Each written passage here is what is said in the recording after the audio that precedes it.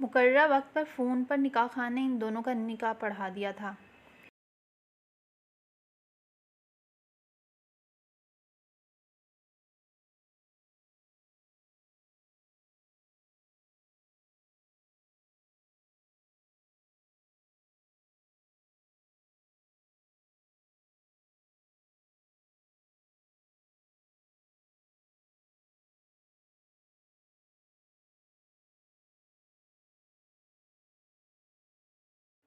ہو نہ ہو دونوں آپس میں شادی کر رہے ہیں۔ سالار کو پیپرز واپس دیتے ہوئے وہ پوچھے بغیر رہ نہیں سکی تھی۔ یہ کس چیز کے کاغذ ہیں سالار صاحب؟ اس نے بظاہر سادگی اور معصومیت سے پوچھا۔ تمہیں اس سے کیا؟ جیسے بھی پیپرز ہوں، تم اپنے کام سے کام رکھو۔ سالار نے درستی سے اسے جھڑکا تھا۔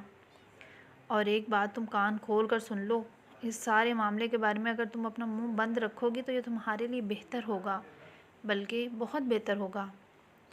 مجھے کیا ضرورت ہے جی کسی سے بھی اس بارے میں بات کرنے کی؟ میں تو ویسے ہی پوچھ لیا۔ آپ اطمینان رکھیں صاحب جی، میں کسی کو کچھ نہیں بتاؤں گی، ملازمہ نے فوراً گھبرا کر کہا۔ سالار ویسے بھی اتنا اکھڑ مزاج تھا کہ اسے اس سے بات کرتے ہوئے خوف آیا کرتا تھا۔ سالار نے کچھ نخوت بھرے انداز میں سر کو جھٹکا۔ اسے اس بات کا کوئی خوف نہیں تھا کہ ملازمہ یہ سب کسی کو بتا سکتی تھی۔ اگر بتا بھی دیتی تو اسے کوئی فرق نہیں پڑنے والا تھا۔ تم ایک بار پھر جلال سے ملو، ایک بار پھر پلیز، وہ اس دن اسے فون پر کہہ رہی تھی۔ سالار اس بات پر چڑ گیا۔ وہ تم سے شادی نہیں کرنا چاہتا امامہ، وہ کتنی بار کہہ چکا ہے، آخر تم سمجھتی کیوں نہیں ہو؟ دوبارہ بات کرنے کا کوئی فائدہ نہیں ہے۔ اس نے بتایا تھا کہ اس کے ماں باپ اس کی کوئی منگنی وغیرہ کرنا چاہ رہے ہیں۔ وہ جھوٹ بول رہا ہے۔ امامہ نے بے اختیار اس کی بات کاٹ دی۔ صرف اس لیے میں اس سے دوبارہ کانٹیکٹ نہ کروں، ورنہ اس کے پیرنٹس اتنی جلدی اس کی منگنی کر ہی نہیں سکتے۔ تو جب وہ نہیں چاہتا تم سے شادی کرنا اور کانٹیکٹ کرنا، تو تم کیوں خوار ہو رہی ہو اس کے پیچھے؟ کیونکہ میری قسمت میں خواری ہے، اس نے دوسری طرف سے بھرائی ہوئی آواز میں کہا۔ اس کا کیا مطلب ہوا؟ وہ الجھا۔ کوئی مطلب نہیں ہے، تم نہیں سمجھ سکتے۔ تم بس اسے جا کر کہو کہ میری مدد کرے۔ وہ حضرت محمد صلی اللہ علیہ وسلم سے اتنی محبت کرتا ہے، اس سے کہو کہ آپ صلی اللہ علیہ وآلہ وسلم کے لیے ہی مجھ سے شادی کر لے۔ وہ بات کرتے کرتے پھوٹ کر رونے لگی۔ یہ کیا بات ہوئی؟ وہ اس کے آنسوؤں سے متاثر ہوئے بغیر بولا۔ کیا یہ بات کہنے سے وہ تم سے شادی کر لے گا؟ امامہ نے جواب نہیں دیا، وہ ہچکیوں سے رو رہی تھی۔ وہ بیزار ہو گیا۔ تم یا رو لو یا پھر مجھ سے بات کر لو۔ دوسری طرف سے فون بند کر دیا گیا۔ سالار نے فوراً کال کی۔ کال ریسیو نہیں کی گئی۔ 15-20 منٹ کے بعد امامہ نے دوبارہ کال کی۔ اگر تم یہ وعدہ کرتی ہو کہ تم رو گی نہیں تو مجھ سے بات کرو، ورنہ فون بند کر دو، سالار نے اس کی آواز سنتے ہی کہا۔ پھر تم لاہور جا رہے ہو؟ اس نے اس کے سوال کا جواب دینے کی بجائے اس سے پوچھا۔ سالار کو اس کی مستقل مزاجی پر حیرانی ہوئی۔ وہ واقعی ڈھیٹ تھی، وہ اب بھی اپنی ہی بات پر اٹکی ہوئی تھی۔ اچھا، میں چلا جاؤں گا۔ تم نے اپنے گھر والوں کو شادی کے بارے میں بتایا ہے؟ سالار نے موضوع بدلتے ہوئے کہا۔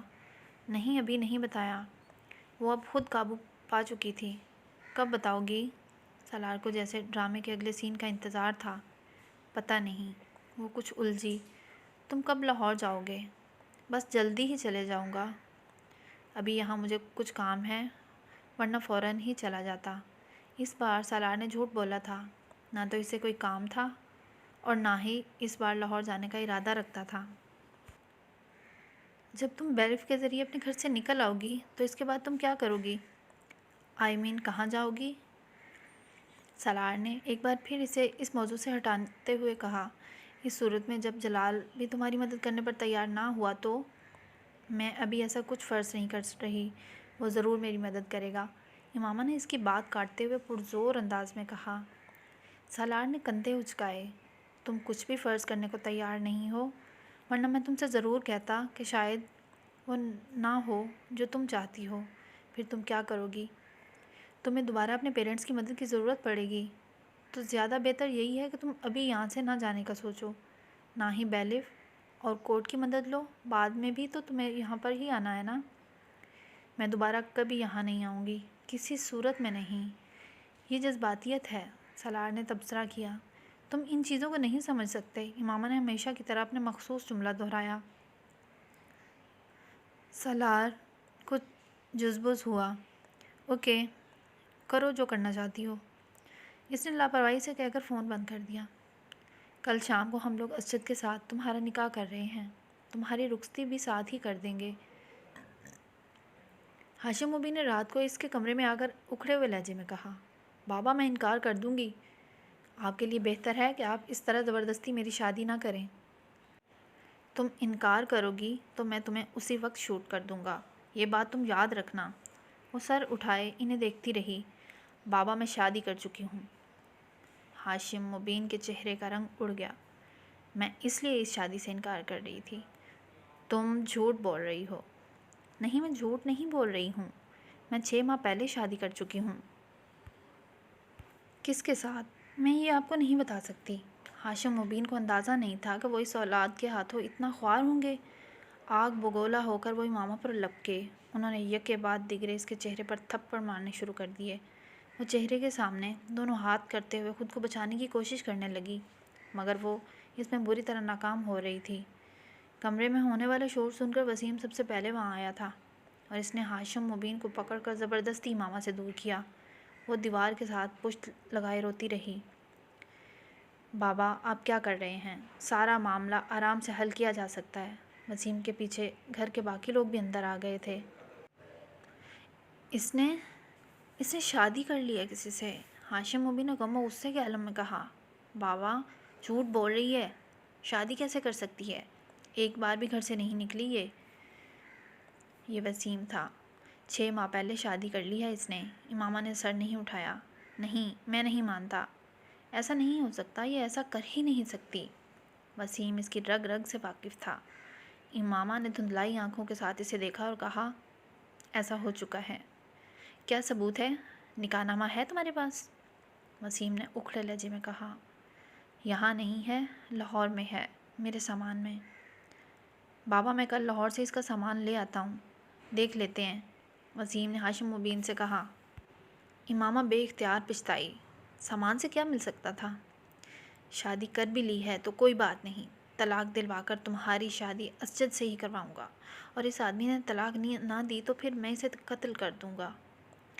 ہاشم مبین نے سرخ چہرے کے ساتھ وہاں سے جاتے ہوئے کہا۔ کمرہ آہستہ آہستہ خالی ہو گیا۔ وہ اپنے بیڈ پر بیٹھ گئی۔ اسے پہلی بار احساس ہو رہا تھا کہ جال میں پھنسنے کے بعد کے احساسات کیا ہوتے ہیں۔ یہ ایک اتفاق تھا کہ نکاح نامے کی کاپی سالار نے اس کو نہیں بھجوائی تھی۔